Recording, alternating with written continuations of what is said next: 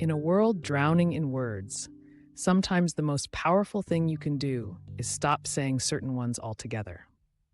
I decided to stop using the word stress.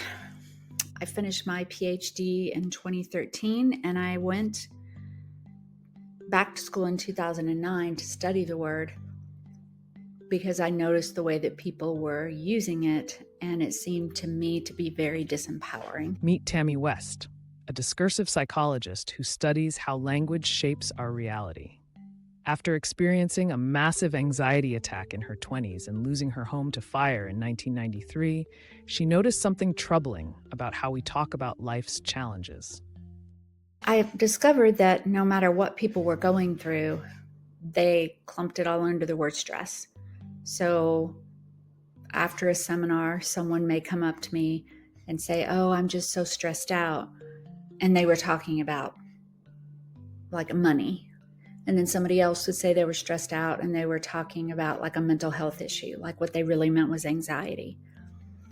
And so the disempowering part is that when we clump everything under that one word of stress, then it elicits a same physical and emotional reaction to losing your keys as it does to losing your job, because our brains don't process it the same when everything is clumped under the same word. Tami's revelation led her to pursue a Ph.D. at age 50, studying why women talk about stress the way they do. Her research uncovered a cultural trap. Society tells us we're supposed to be stressed, that busy equals valuable. She even wrote a book with a chapter on stress in 2006, which she no longer sells because it perpetuated these very myths. I had a whole chapter on the word stress, and I don't sell that book anymore because in that chapter I said what everybody says. Oh, it's normal to be stressed. The whole world is stressed. You're never going to get rid of stress. And a comparison that I made when I was studying it was my house burned down to the ground in the middle of the night in 93. And then I wound up being in a second marriage in 2003 and went from having 3 kids to having 8. And I used the same word, right? It's very stressful to go through a house fire. It's very stressful to have a bunch of children at the same time. And I just think if I feel like I'm about to say that I'm stressed, then the process is to stop and say, what? Am I angry, resentful, tired, overwhelmed? Am I discouraged? And then you can actually start to figure out to go into problem-solving mode. Meanwhile, her son James, an AI entrepreneur who named his company General Semantics Incorporated because of his belief in language's power, was discovering his own linguistic breakthrough. Growing up with a mother who understood words at such a deep level, James developed his own relationship with language that would later transform through therapy. A couple years ago, I decided to stop using the word but after dialectical behavioral therapy. DBT is all about learning to handle complexity, learning to understand that 2 things can be true at the same time. And one of the things that DBT taught me is that the word but convinces us that 2 things can't be true at the same time. So if I say I was hungry, but I took a walk, what we're really telling ourselves is that it's hard to take a walk and be hungry at the same time. And so what I realized as I eliminated this word from my vocabulary is that every time I used the word but, I was making myself smaller. DBT taught James to replace but with and, a simple switch that transforms contradiction into complexity, division into unity.